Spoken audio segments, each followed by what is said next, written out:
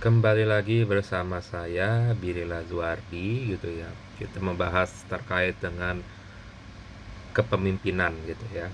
Jadi bahwasanya menjadi seorang pemimpin gitu ya, kita itu diharuskan memiliki kedewasaan gitu ya, kematangan gitu. Makanya menjadi pemimpin itu tidak mudah gitu loh, karena ya kita itu banyak sekali hal yang memang harus di lead ya, harus dipimpin dengan baik. Salah satunya adalah bagaimana kita dapat memanusiakan manusia gitu ya. Baik itu kepada setiap stakeholder. Ya, ketika kita berbicara tentang stakeholder ya, otomatis pelaksana pun juga merupakan bagian dari tim gitu loh. Bagian dari kita dalam melaksanakan kepemimpinan kita gitu ya. Otomatis ya, kita tuh dengan pelaksana gitu ya, kita tuh harus dapat membimbing gitu, mengarahkan, mencontohkan gitu. Dan bagaimana ya pelaksana-pelaksana ini, mereka itu adalah ya sama kayak kita sebagai pimpinan gitu, merupakan seorang manusia juga ya yang punya perasaan.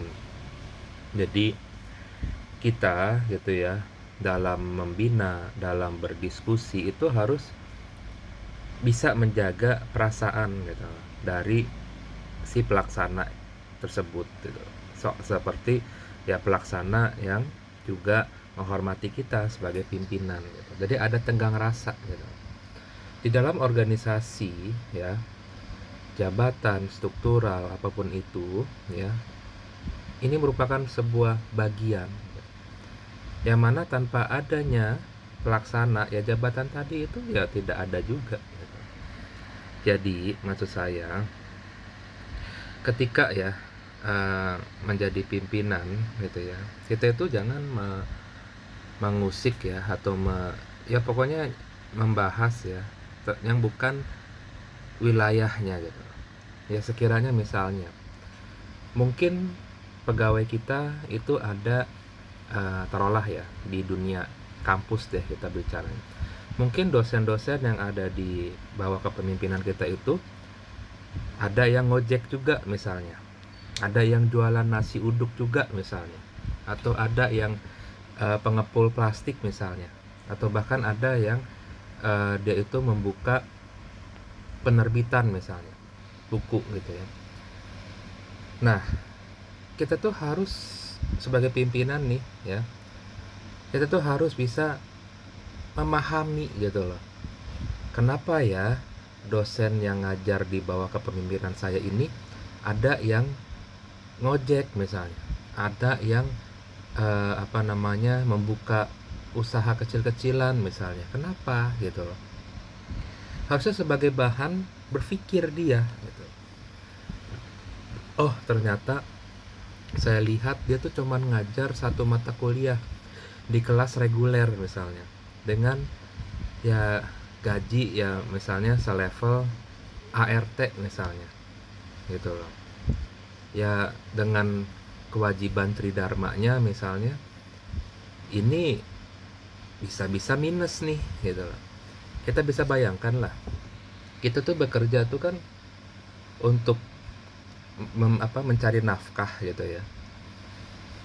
Kalau kita minus gitu loh, itu bukan bekerja namanya. Jadi esensi bekerjanya pun juga harus dipahamin gitu ya. Kita memberikan output gitu loh, ngajar segala macem gitu loh, ya kita harus mendapatkan income gitu loh atas output yang kita berikan gitu loh.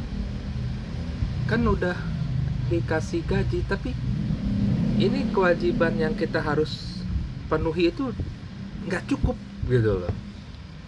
Lain dengan beliau ya, siapapun itulah yang ngajarnya lebih dari 5 mata kuliah gitu loh, ya nggak merasakan sulit, makanya bisa ngomong jurnal itu mudah misalnya atau apa ya, kan dia punya anak buah gitu. Dia punya memang dari kampusnya itu juga lebih gitu ya. Ya kita satu gitu misalnya ya, udah gitu malah misalnya ya terkait dengan penerbitan ya, itu udah dibuat kode etik semacam itu yang apa namanya, tidak boleh transaksional lah. Kita itu ya cari uang lebih gitu ya untuk usaha gitu ya, sampingan untuk dapat uang di luar dari gaji itu karena apa? Karena untuk membayar gitu kewajiban kayak jurnal segala macam gitu. Kita udah mohon untuk meminta gitu loh, mata kuliah lebih gitu, malah dapatnya malah dikurangin gitu. Make sense nggak? Dan bikin buku ya, saya kan udah, misalnya saya pribadi ya, saya tuh udah ngajar nggak baru 1 semester gitu. Di situ saya orangnya alhamdulillah ya gentle lah gitu loh. Saya diajarin ibu saya untuk nggak sewenang-wenang kayak kebanyakan oknum, saya masih bilang oknum pimpinan gitu ya. Untuk nilai saya nggak bedain gitu, dan semuanya udah jelas gitu loh. Ada nggak mahasiswa yang karena nilainya dibedain? Nggak ada gitu. Bedanya cuman yang membuat buku itu mendapatkan haki ya, karena ada buku yang dibuat itu doang. Di luar dari kegiatan belajar mengajar, tetap itu nilainya dari hal-hal yang memang menjadi unsur penilaian gitu. Dan lucunya ya, dosen nih ya, itu membuat dia penerbitan segala macam ya, awalnya tuh mau kerjasama dengan penerbitan saya gitu ya, tapi karena ada hal terkait dengan kritik saran dan ada nggak penerimaan, mulai dari situ dendam gitu.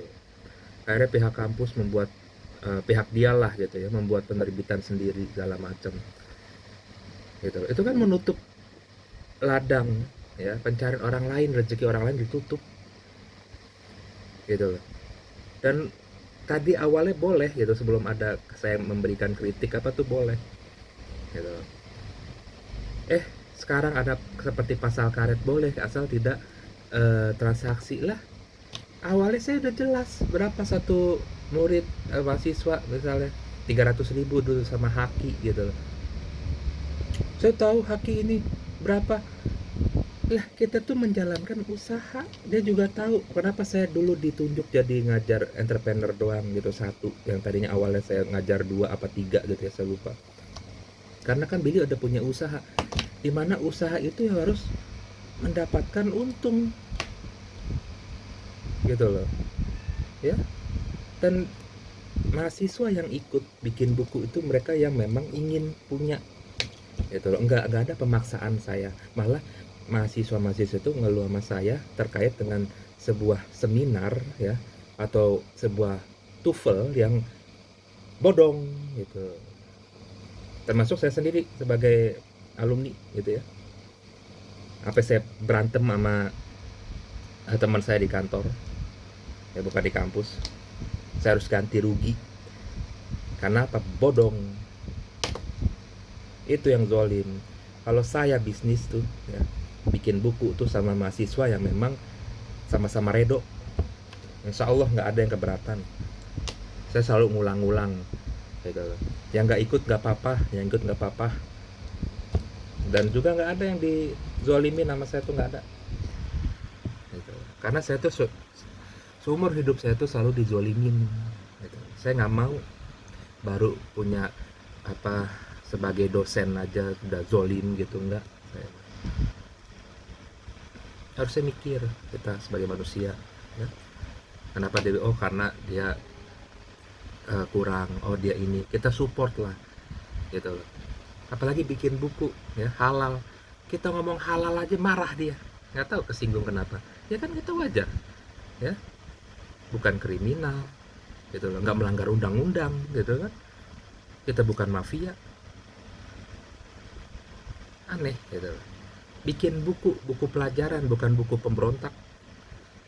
Astagfirullahaladzim